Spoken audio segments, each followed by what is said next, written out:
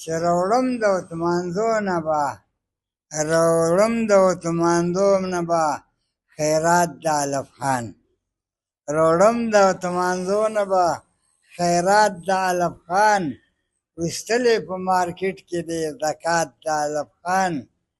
او د یو ځای او د بل ځای نه همدې سړي له راشي د یو ځای او د بل ځای نه همدې سړي له راشي نو هر چا ته میلاویږي خو سوغات د علف خان او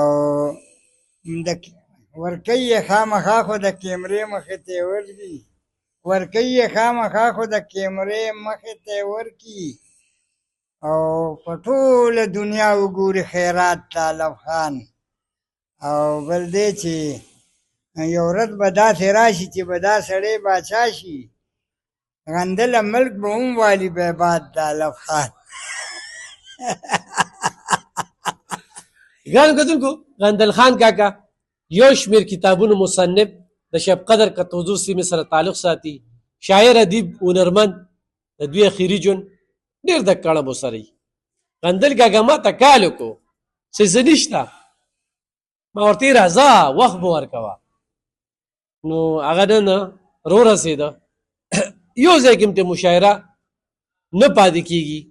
خو یاد ساتئ دغه مشاعرې له دې قرض دار کوي خو ځان رسوي نو چې څوک یې هم راغواړي نو هغوی ته زما دا خواست دی دې ته مطمئن هم دی خو چې مخکې ورته جیب کې د لارې کرئ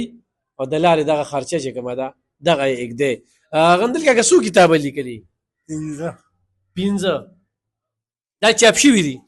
څلور چاپ دي پنځم کمپیوټر کې دی اختر نه وروسته به چاپ کوو ورې غټه خیرهیې غټه توره دې کړې ده اختر نه وروسته به چاپ کوو چې پیسې به شاید چې یا ملګري راولېږي یا به زموږ د ادبیاتو راشي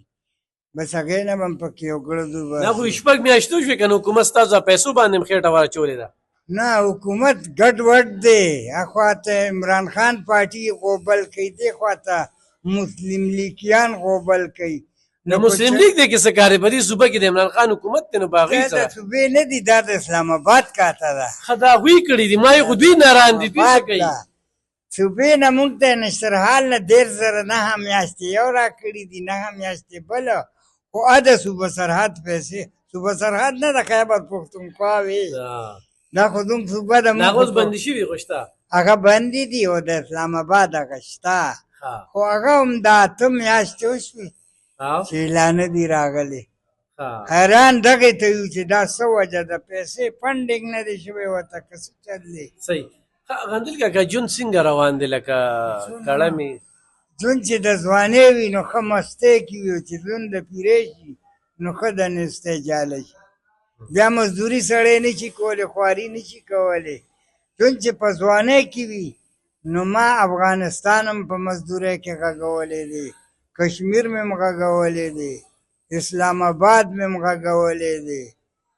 پنجاب مې ټول کتلی دی دې خوا ورپسې تر پړه چینار او ټال او کرک هم تلی ما اوس دله روژه کې چا څه درکړي که نه بس د کور مالت خلکو داسې یو ټینګی غوړي او 1,000 روپۍ یو کس دوه راوړي دي هم کور کې ورکړي دي ما ته خو نه دي رسېدلې خو کور ته رسېدلي دي که نه نو بس او دلته رالم تا نه به دا غوړي مړي او سوړه موړه بس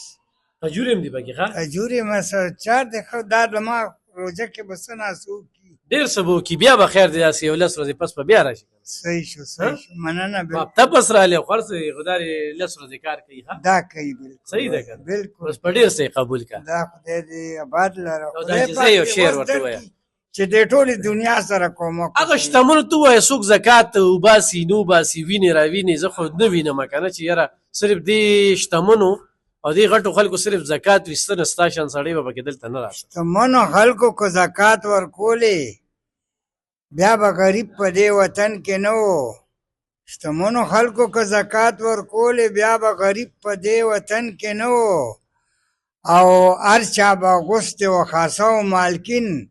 څوک به بیا پروت په خړ کفن کې نه و څوک به بیا پروت په خړ کفن کې نه و ګرانو کتونکو خو تاسو په دې کار خیر کې زمونږ ملګرتیا کوئ داسې یو شمېر ستر شاعران چې هغه دې وخت کې اړتیا لري دغه ستاسو امداد ته خو د بده مرغه نه زکات خیرات. غندل خان کاکا چې څلور کتاب یې چاپ کړي دي، پنځم یې روان دی. نن دلته کې چې راځي دا د مجبورۍ نه راځي. ډېر حساس انسان دی، خو بس وخت راځي که نه. وي چې ځواني وه د افغانستان ته مزدورۍ له تلم، چې بوډا شو نو څه وکړو. خو یو ډېر ستر شاعر، زما لپاره ډېره د فخر خبره ده چې د غندل کاکا په ذهن کې زومه، یعنې څو کاله مخکې مې شوي که نه،